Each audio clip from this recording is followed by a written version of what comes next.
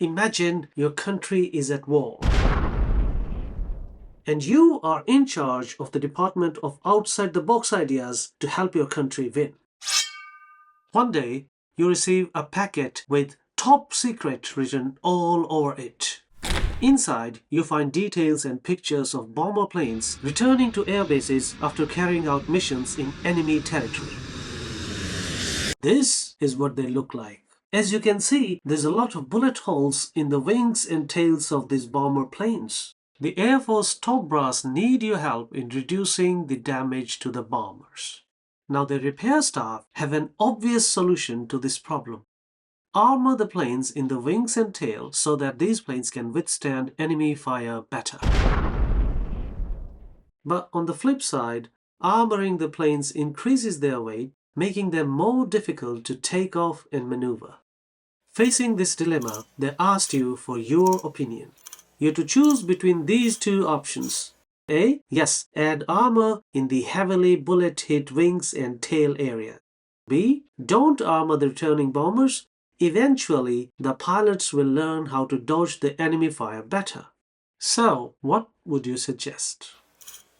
If you chose either of them, think again, because believe it or not, the best option is armor the returning bombers, but not wings and tails. But why on earth would you suggest such an outrageous idea?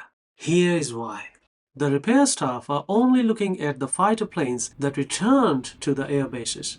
Of course, these returning planes had a few scratches on them, but they were still able to make it back to safety.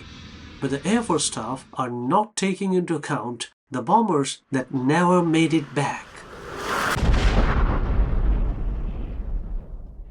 The staff are looking at only the surviving bombers and then trying to solve the problem at hand. In other words, they are suffering from survivorship bias. So then, what's a better solution? On closer look, none of the returning planes had any bullet marks in the engine and cockpit areas. Why? Because the ones that got hit in the engine and cockpit areas were so heavily damaged in the dogfights that they had crashed and died on the battlefield. They had no chance of making it back. So a better way is to armor the cockpits and engines of the returning bombers and not the tails and wings. In fact, this story is real. In 1943, during the Second World War, a brilliant Hungarian statistician, Abraham Wald, was working at Columbia University. American bombers were suffering badly at the hand of German Luftwaffe. US military officials asked Wald to help with the armoring of the returning planes. Wald understood how randomness works. Looking at the bullet holes, he presumed them to be randomly distributed on the bodies of the returning planes. But the bullet marks on the engines and cockpits were far less than randomness would produce. So he figured out the engines and cockpits were the most vulnerable parts which needed to be protected. Fortunately, his recommendations were accepted by the US military. Unfortunately, the human brain suffers from survivorship bias to such an extent that I strongly believe it should be taught to every single child in school. So first, let's see what survivorship bias is. It's when we focus on the things that have survived but overlook those that couldn't survive. So the information or data is incomplete. And as a result of relying on this incomplete data, the decisions made are of inferior quality. But then why do we suffer from survivorship bias? I think three quirks of modern human brain are responsible for this. First, the modern human brain loves oversimplifying the complex reality of the world we live in. Thanks to the diffusion of technology in the last 70 years, we are living in a far more complex world than our brains can fathom. It's difficult to understand how the internet works or how a smartphone is able to click hundreds of photos and store them along with all our emails and audiobooks and credit cards. It's difficult to understand how the millions of trains and airplanes are crisscrossing our cities and skies so smoothly. So how do we cope up with this complexity? Our brains have learned to oversimplify. Oversimplifying helps us stay sane. For example, when a child asks us, where does the internet come from? We just point to the Wi-Fi or telecom tower nearby and tell them the internet emanates out of these things. Oversimplified, but easy to imagine. Now, to oversimplify, we just eliminate things that are not materially visible. So, we focus on things that physically seem to survive in front of us and eliminate everything that doesn't.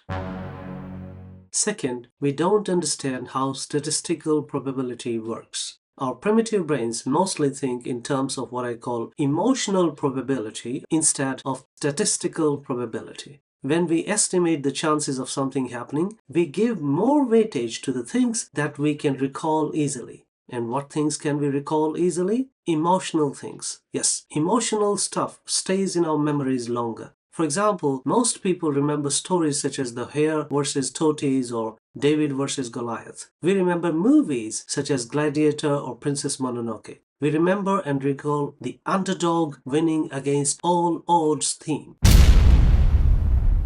Emotional stuff hinders our ability to calculate real probability. How does this lead to survivorship bias? Let's understand this with this example. What's the probability that a poor black single-parent child living in the projects can become the president of the United States? Ask any person on the street and their answer will be on the lines of, well, if they work hard, anybody can become the president of the USA, including a poor black single-parent child living in the projects. According to this logic, the poor black child's probability of becoming the president is 50-50. This is what I call emotional probability of things. The statistical probability is about 1 in 42 million. So why do we suffer from this huge lopsided emotional probability? Because we have a recent surviving example that's easy to recall, Barack Obama. To our mind, the emotional probability generated by the single emotional story of Barack Obama far exceeds the real statistical probability. And thanks to our emotional probabilities, we get motivated by surviving stories. But it stops us from making good decisions based on real probability. And the third quirk of our brains is that we don't understand randomness intuitively. We don't understand that correlation and causation are two different things. We love looking for patterns to understand our surroundings better. In the last 150,000 years of human evolution, if you could identify patterns of changing seasons, you had a better chance of surviving the scorching summers and chilly winters. And that was a great heuristic as long as these patterns were natural, be it seasons, or the sprouting of seeds, or the natural patterns of birth, procreation, and death. But our brains were not ready for what I call artificially induced patterns. We don't have the ability to differentiate between a natural pattern and an artificial one. So it's unbelievably easy for our brains to be duped by these artificially induced patterns. Let's understand this point with our second story. Imagine you're enjoying New Year holidays at home. Out of nowhere, you get this email newsletter from an investment advisory company called Beat the Market, which tells you that the stock market will go up during January. And then you see the markets actually going up in January. It must have been a fluke, you tell yourself. Then, on February 1st, you get another newsletter from Beat the Market. This time, it says the markets will go down in February. And then you witness the markets going down in February. Then on March 1st, you get another newsletter from Beat the Market, which says the markets will go further down in March. And again, the markets go down in March. Now you start paying attention to this newsletter thing. In the April newsletter, Beat the Market says the markets will go up, and the markets actually go up in April. The same happens in May and June. Whatever Beat the Market says comes true. Then comes the newsletter of July, in which Beat the Market has an announcement. They're giving away their annual membership to 7 lucky winners, which usually costs $999 a year. So you click the link and submit your entry for the lucky draw. Next week, you receive a call from Beat the Market and you're informed that you're one of the lucky winners. Now, to claim this free membership, all you have to do now is to have a free financial assessment session with the Beat the Market rep. You happily accept. So next Sunday, a well-dressed Beat the Market rep shows it up your home in a luxury car. In your session, you ask him, what can be a high-yield investment?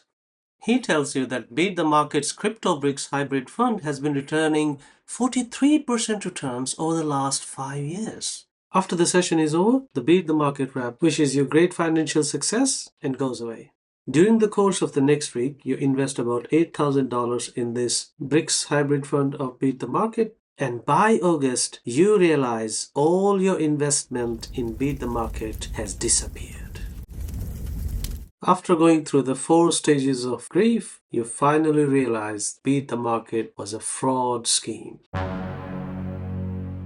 But the question that keeps lingering in your mind is, how is it possible that all the predictions about stock market came true for 6 months straight?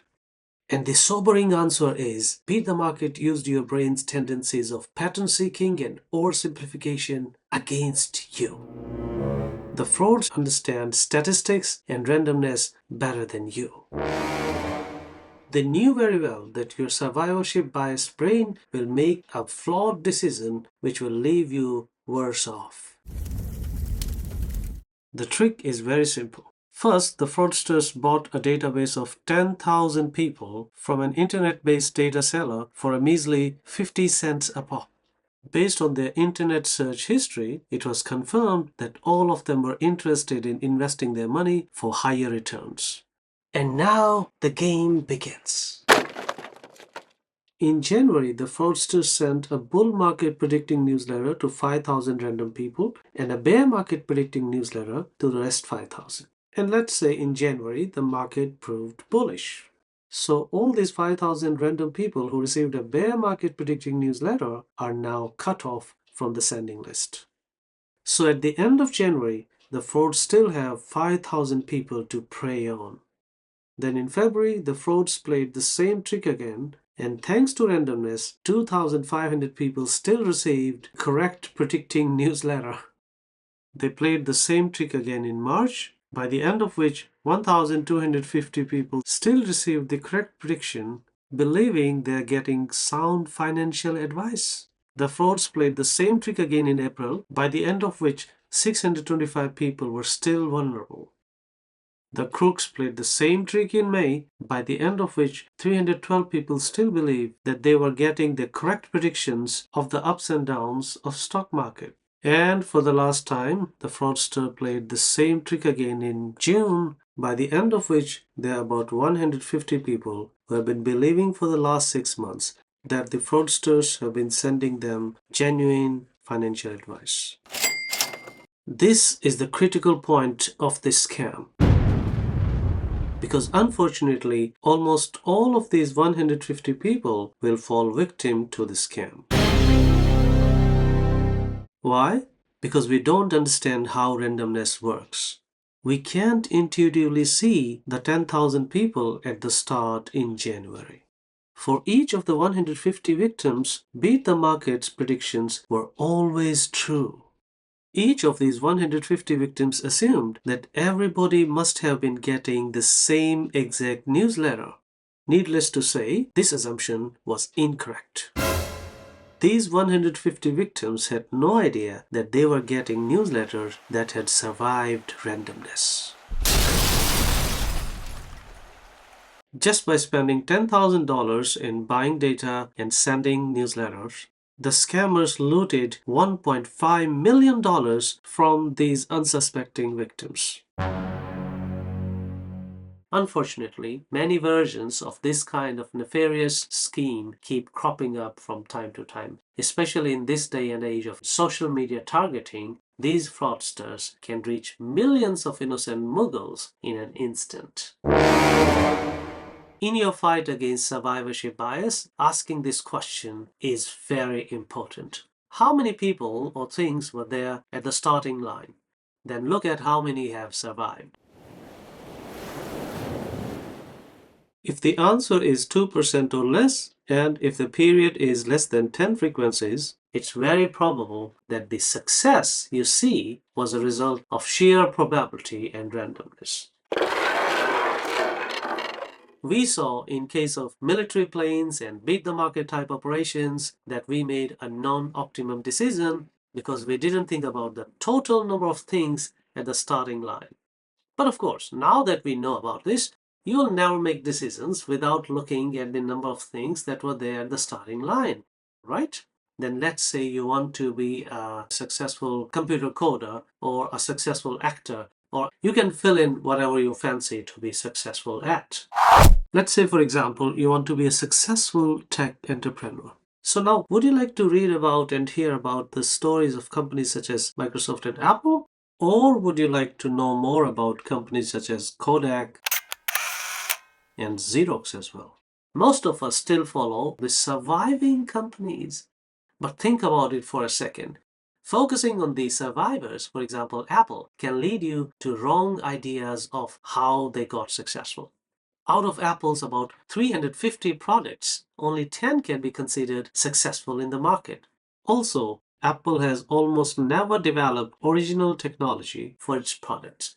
For example, Apple was the first company to introduce GUI, graphic user interface, and mouse to the consumers. But it was Xerox that developed both GUI and mouse. Basically, Apple copied original ideas produced by Xerox. Later, Microsoft copied the GUI from Apple. In fact, in 1960, Xerox created the Xerox 914 photocopier, which famously could produce a duplicate copy of higher quality than the original. Xerox 914 was the most successful single product of all time. Xerox also invented the modern fax machine in 1964, which was basically the internet of photocopy machines. So if you only look at Apple and Microsoft and not at hundreds of companies that failed in the market,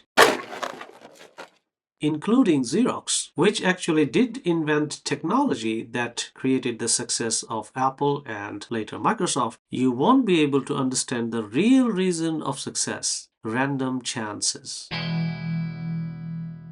Random chances shape success much more than we humans would like to think.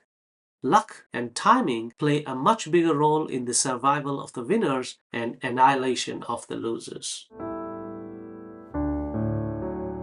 Every time you see a successful person or product or company, just remember that most probably you're looking at just about 2% survivors, which means you aren't looking at the rest 98% who couldn't survive because of sheer bad luck. If you look at just the 2% survivors, the survivorship bias will make you mistake luck for skill. Why? Because explaining success as a result of skill, hard work, and risk-taking gives us a much better satisfaction and a false sense of control on our destiny and identity. The value we give to skills is much more than the value we give to luck. Yes, in behavioral psychology experiments on people in highly competitive Western cultures, about 80% of the people would value skills much more than luck. If there were a way of looking at the rest 98% failures, you would definitely have learned much more about the whole picture. But unfortunately, we have no way of knowing about failure stories. So how can we learn from the non-surviving 98%? And that brings us to our next story.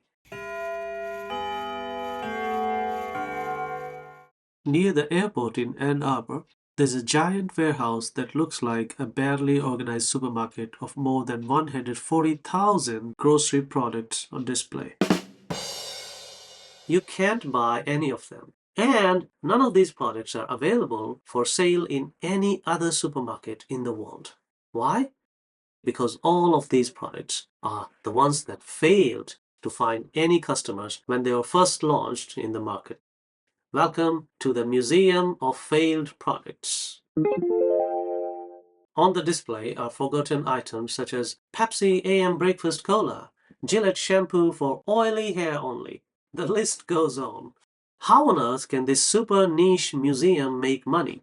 There simply aren't enough members of the general public willing to pay real money to see failed products. Anyways, the museum is not open to the public. So how do they make money? The answer will surprise you. Product managers and marketing heads at big FMCG companies are more than willing to pay a pretty penny to access the 140,000 plus failed products. But why would they do so? The executives coming here are doing a good job of avoiding survivorship bias. They look at all the things that were there at the starting line. They come here to make sure they're not repeating the same mistakes that were made before them. Now, these companies are lucky because they have access to the museum of failed products. But we, the people, are not that lucky. For example, there are no autobiographies or biographies of failed entrepreneurs or products. And you'll find books written by or written about the likes of Bill Gates, Steve Jobs, Akio Morita, Elon Musk, Sam Walton, and such. But there are hardly any books written about or written by failed entrepreneurs. So, whenever you hear some great advice about how to be a successful market investor or a successful business person, be very well aware that at best you're hearing from the surviving 2%. You still don't know about what the 98% did or didn't do. So, now that we know all about survivorship bias, the question is, what can we do to avoid falling for this dangerous bias? And I have 3 recommendations here. First, look at the full picture. Consider both winners and losers. For every story of winners, try to find at least 2 stories of losers in the same circumstances, in the same time frame, in the same environment. This will help understand what factors actually matter. Second, look at the process, not just the result.